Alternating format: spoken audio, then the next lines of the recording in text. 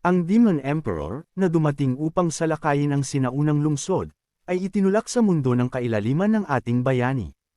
Kasabay nito, lahat ng mga Demon King na dumating upang makilahok sa pag-atake ay kinaladkad din sa portal mula sa sinaunang lungsod at napunta sa kailaliman kasama ng Demon Emperor.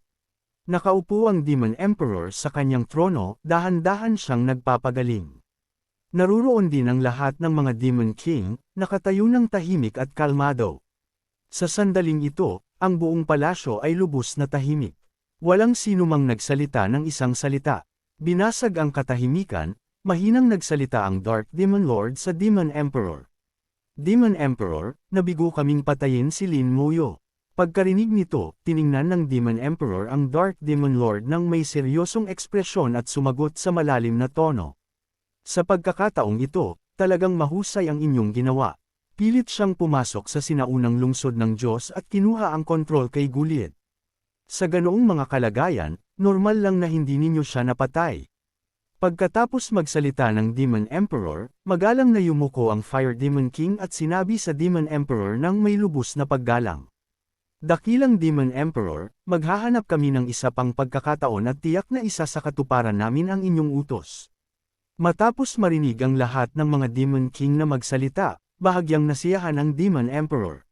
Sinenyasan niya sila at sinabing, "Tama na, ngayon, humayo na kayo at samantalahin ang pagkakataong ito upang umalis."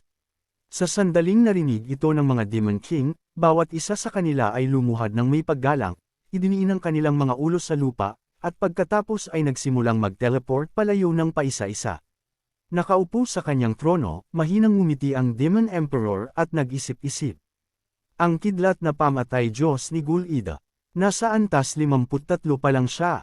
Sa anong batayan niya magagamit ang kidlat na pamatay Diyos? Baka naman nakuha niya ang Thunder God. Pagkatapos nito, lumipat ang kwento sa ating bayani. Sa sandaling ito, nakatayo si Feng sa harap niya. Nakangiti, sinabi ni Feng sa ating bayani. General Lin, manatili ka sa sinaunang lungsod sa susunod na ilang araw. Sa pagkilala ni Gul-ida, walang sino man ang maglalakas loob na questionin pa ang iyong primordial rune. Pagkarinig nito, sumagot ang ating bida. Iyan mismo ang iniisip ko. Sa pagkakataong ito, salamat sa tulong ng sinaunang lungsod kaya halos nakaligtas ako. Ang sinaunang lungsod, na kanina lang ay nasa Syre dahil sa pag-atake ng Demon Emperor at ng mga Demon King, ay ngayon ay lubos ng kalmado. Bumalik na sa normal ang lahat. Sumunod sa mga salita ni Feng, nanatili ang ating bayani sa sinaunang lungsod, at sa panahong ito, natapos din ang kanyang 10 araw na panahon ng pagsubok. Sa sandaling natapos ang 10 araw, isang malakas na pulang enerhiya ang sumambulat mula sa loob niya. Ang enerhiyang ito ay umakyat ng diretsyo sa langit. Habang ang malakas na enerhiya na ito ay umaakyat mula sa ating bida, isang system notification ang lumitaw sa harap niya. Na nagpapalam sa kanya na nagkamit siya ng isang bagong kasanayan mula sa sinaunang rune. Ang kasanayan ay tinawag na Power Concentration Focus. Pagtitipon ng lakas. Ang kasanayang ito ay tinitipon ng buong kapangyarihan ng isang napiling summoned creature. Minamana ang lahat ng kasanayan ng nilalang na iyon, at isinasama ang isang bahagi ng mga attributes ng nilalang sa gumagamit. Ang tagal ng kasanayang ito ay 5 minuto. At ang cooldown nito ay 60 minuto. Sa sandaling nakita ng ating bida ang kasanayang ito, labis siyang naguluhan at bumulong sa sarili. Ang kakayahang manahin ang mga kasanayan ng isang ipinatawag na nilalang at isama ang mga katangian nito. Hindi ba ibig sabihin yan ay maaari ko ring gamitin ang mga kasanayan ng skeleton? Kaagad pagkatapos, inaktibo niya ang skeleton wing, nagmadaling lumabas ng kanyang silid sa buong bilis, at sinabi habang sumusulong. Subukan natin ang epekto ng kasanayang itong power concentration. Habang mabilis na sumulong at umalis ang ating bayani sa sinaunang lungsod. Napansin ito ni Feng at ng babae sa tabi niya. Nagulat na sinabi ng babae. Umalis ng lungsod si General Lin. Pagkarinig nito, sinabi ni Feng. Tila natapos na ang fusion ng sinaunang rune ni General Lin. Pagkatapos, tumawa ng mahina, nagpatuloy siya. Ang magkaroon ng 2 sinaunang rune sa ganoong murang edad, sa lahi ng tao. Natatakot ako na si General Lin lamang ang makakagawa ng ganito. Ang ating bida ay, Nakalayo na ng kaunti matapos umalis sa sinaunang lungsod nang bigla siyang makakita ng mga halimaw sa unahan. Nang makita ang mga ito, huminto siya at sinabi sa sarili na ang lugar na ito ay perpekto. Tumingin sa mga halimaw sa ibaba, bumaba siya at lumapag sa lupa. Sa sandaling dumampi ang kanyang mga paa sa lupa, kaagad niyang ipinatawag ang kanyang mga skeleton soldiers at sumigaw. Sumulong, mga kawal ko. Pagkatapos ay itinaas niya ang kanyang kamay at inaktibo ang kanyang primal rune skill. Sa sandaling na-activate ang kasanayan, isang malakas na enerhiya ang nagsimulang dumaloy sa mga kawal na kalansay, at isang napakalaking puwersa ang nabuo sa paligid nila. Kasabay nito, isang system notification ang lumabas sa harap ng ating bayani. Ipinakita nito ang kanyang pangalan at sinabing siya ngayon ay nasa power-up status mode. Ang ating bayani ay nasa antas 53 pa lamang, ngunit ang kanyang lakas, konstitusyon, liksi, at espiritu ay umakyat lahat sa 200,000. Dahil sa epekto ng kasanayan, isang simbolo ang lumitaw sa kanyang mukha. Naglalabas ng matindi at malakas na liwanag. Kasabay nito, isang nakakatakot na malakas na aura ang sumambulat mula sa loob ng kanyang katawan, isang aura na inilabas ng power-up mismo. Naramdaman ang napakalaking kapangyarihan na ito, lubos na nagulat ang ating bayani at bumulong sa sarili ng hindi makapaniwala. Kaya ito ang estado ng power concentration. Nararamdaman ko ang isang napakalaking puwersa na pumupuno sa aking katawan. Ang aking mga katangian ay mas mataas pa kaysa sa isang world boss sa parehong antas.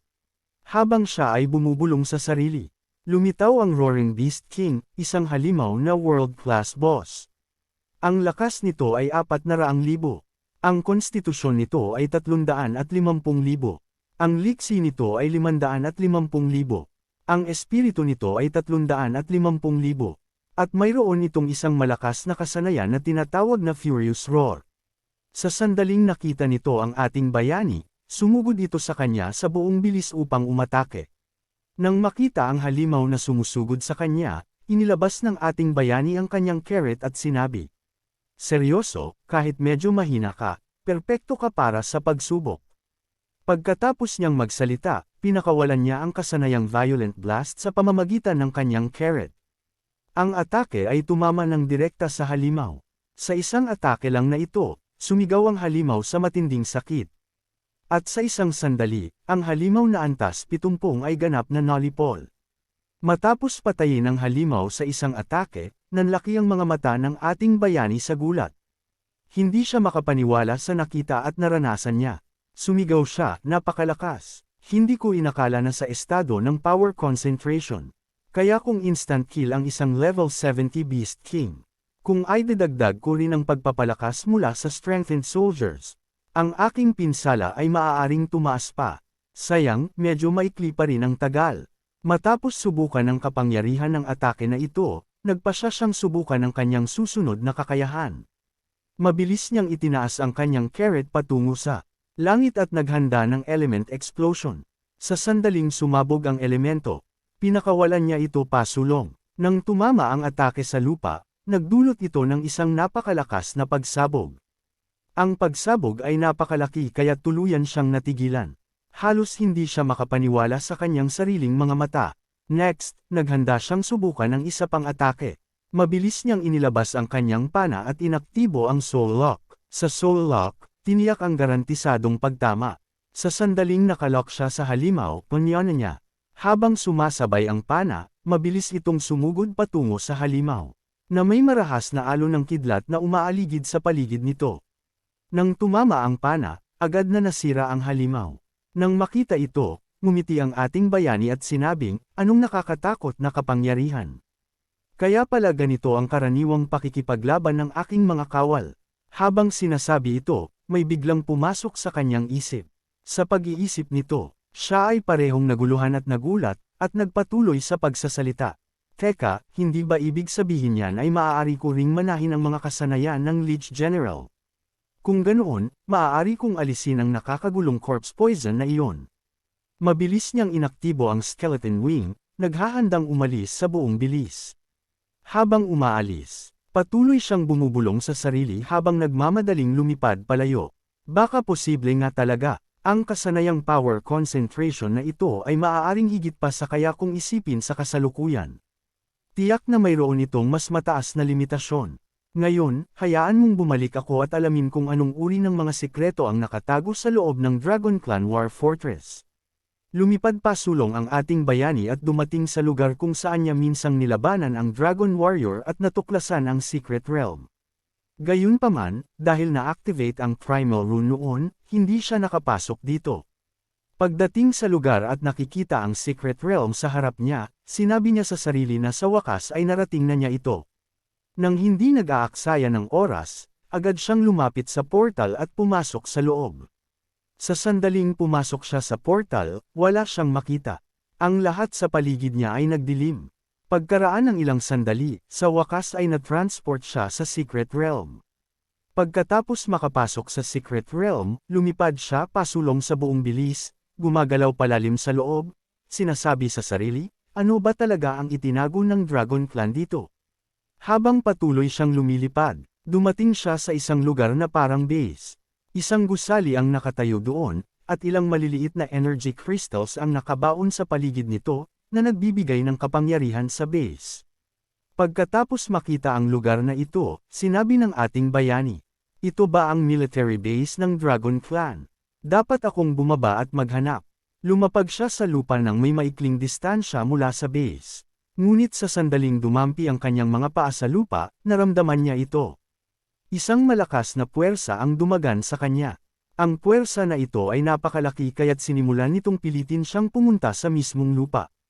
Nang makita ito, hindi maiwasang makaramdam ng gulat ang ating bayani. Dito nagtatapos ang kabanatang ito. Siguraduhin na i-rate ang kabanatang ito out of 10 sa mga komento sa ibaba. Magkita-kita tayo sa susunod na video hanggang sa susunod, mag-ingat at paalam.